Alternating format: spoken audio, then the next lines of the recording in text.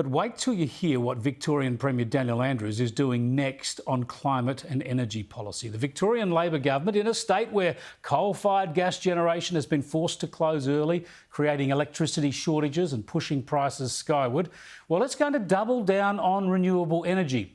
It's now aiming for 95% renewable energy by 2035. And net zero, not by 2050, but by 2045. Never mind that this has never been done anywhere in the world. Never mind that the lack of reliable supply is likely to create enormous problems. And never mind it'll cost tens of billions of dollars in investment, if not more, to be repaid, of course, by customers and taxpayers. What's even worse is that Andrews is going to restart a government energy company. He's going to get the government back into the business of generating electricity on taxpayers' dollars.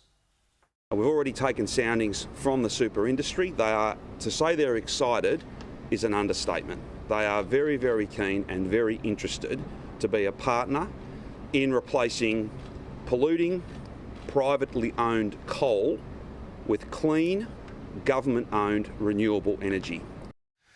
Oh dear, your super fund's playing politics now instead of getting you the best return.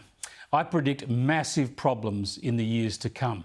Still, this lunacy on climate and energy policy really is run-of-the-mill now. The public debate seems to avoid facts in favour of green left ideology. Have a listen to this argument in favour of sports people boycotting fossil fuel sponsors. But athletes have real concerns. They live in our communities. They're seeing the effects of climate change. They live through the drought, the bushfires. We're seeing the floods. And we're saying fossil fuels are not the future.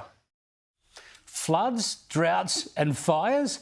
Every footballer and netballer who has ever lived in this country has seen these things. What planet is this bloke living on, trying to pretend floods, fires and droughts are new or unique? Maybe he should read something other than Twitter sometime. But again, it gets worse.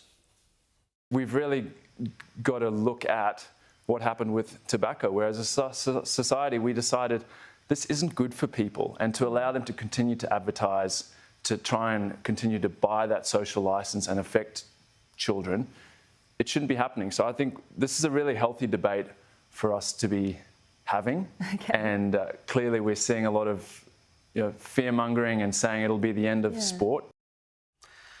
Really? This bloke needs help, or at least an education. We all know, of course, that cigarettes are bad for your health. There's no upside to smoking. But this senator, a former professional rugby player, doesn't seem to understand that everything in our civilisation, everything that underpins our prosperous and modern society is based on energy. The hospital care that prolongs life, the education that informs us, the foodstuffs that sustain us, the science that preserves the environment, it's all fuelled by energy. And therefore, it's all reliant on fossil fuels. Renewable energy just can't do the job, and has not done that job anywhere in the world yet.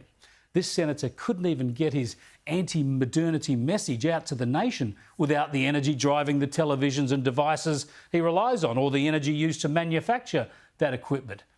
What hope for the nation when comments as ludicrous as this pass for public debate, and the person spouting them has a crucial vote in our Senate?